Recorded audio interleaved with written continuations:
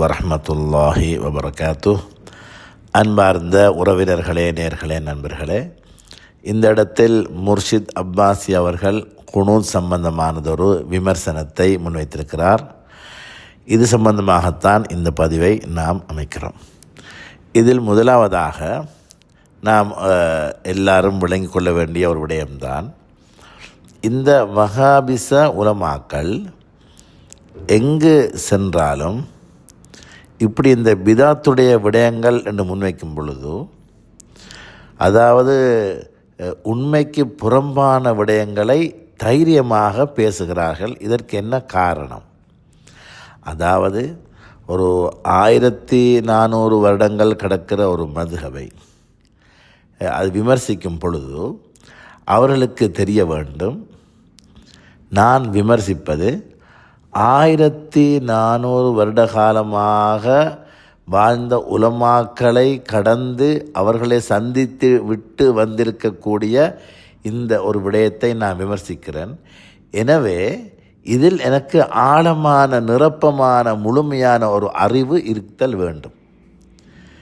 இந்த குனூத்துடைய விடயத்தில் முர்ஷித் அப்பாசி சொன்ன விடயத்தை பார்த்தோம்னா, இவர் சொல்கிறாரு, ஷாஃபி மத்ஹபில் குனூத்தை விட்டால் தொழுக பாத்தில். இந்த விடயம் உண்மைக்கு புறம்பானது. எங்களோட பாசையை நாங்கள் சொல்லக்குள்ள பொய் சொல்லிவிட்டார்னா நான் சொல்லுவோம். மத்ஹபுடைய பேரில் இவர்கள் ஏன் இந்த பொய்யை சொல்ல வேண்டிய தேவை என்ன? இதால் இவர்களுக்கு கிடைக்கிற லாபம் என்ன?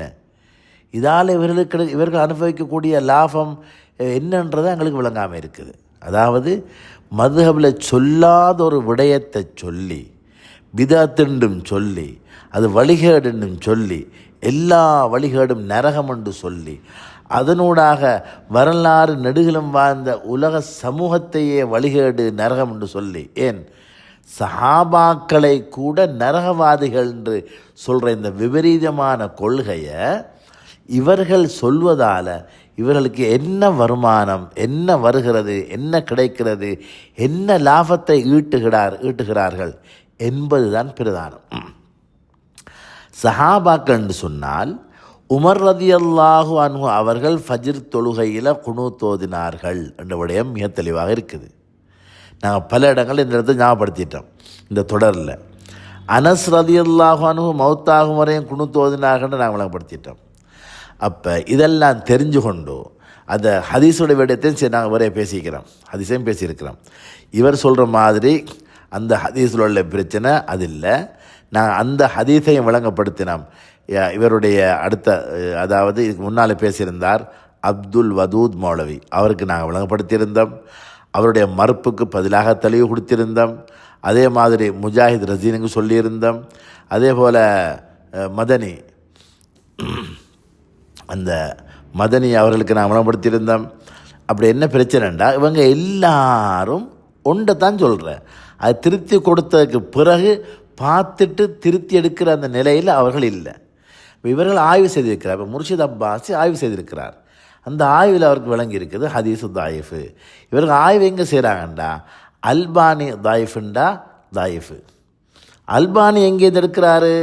மேலே போய் பார்க்குறல்ல, துருக்குமானி சொன்னதை அப்படி எடுத்து இங்கே வச்சிருக்கிறாரு. துருக்குமானி எங்கே கொண்டு வந்தார்? இது ஒன்றையும் பார்க்குறல்ல. இதெல்லாம் நான் விரிவாக பேசியிருக்கிறேன். அந்த அப்துல் வதூத் மௌலவியுடைய மறுப்புக்கு நான் விரிவாக பேசியிருக்கிறேன். தேவை எனக்கு அங்கே பார்க்கலாம்.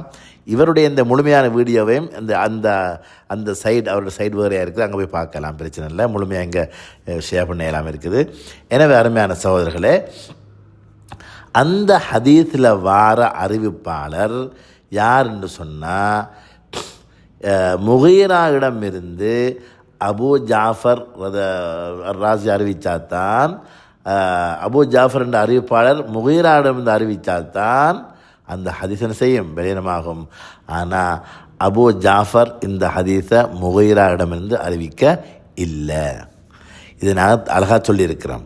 சஹாபாக்கள் அமல் செய்து காட்டியிருக்கிறார்கள், அதையும் சொல்லியிருக்கிறோம். வேறு விஷயம் விரிவாக பேசிக்கிறோம். எனவே இவர் சொன்னதில் முதலாவது விஷயம் என்ன? சொன்னார், ஆரம்பத்திலையும் பிதாத்து, கடைசியிலையும் விதத்து. நான் சொல்ல நீங்கள் சொன்னது முழுக்க சுத்தமான பொய். இந்த பொய்யை சொல்லி ஏன் உங்களை நம்பி வந்த இந்த வஹாபிச சமூகத்தை ஏமாத்துகிறீர்கள்? உங்களை நம்பி வந்திருக்கிறார்கள். முர்ஷித் அப்பாஸ் இன்றைக்கு வாராரு, 4 விடயத்தை சொல்லித் தருவார், கேட்டுட்டு போகணுன்னு வாராங்க. ஆனால் அங்கே வந்து இந்த பொய்யை சொல்லிட்டு போகிறீங்களே. நாங்கள் மிக அன்பாக முர்ஷித் அப்பாஸுக்கு சொல்கிறோம், மதுஹப்னு சொன்னால் உங்களோட வீட்டுக்கு முன்னால் உங்களோட இருக்கிற ஊரில் போகிற வார இடங்களில் எங்கே போனாலும் அரபு மதரசாக்கள் இருக்குது. போய் கிதாபை புரட்டி திறந்து வாசித்து பார்த்துட்டு உள்ளதை உள்ளால் படி எடுத்து முன்னுக்கு வைங்க. அது இல்லாமல் பொய்யை சொல்ல வேண்டாம், இல்லாத சொல்ல வேண்டாம்.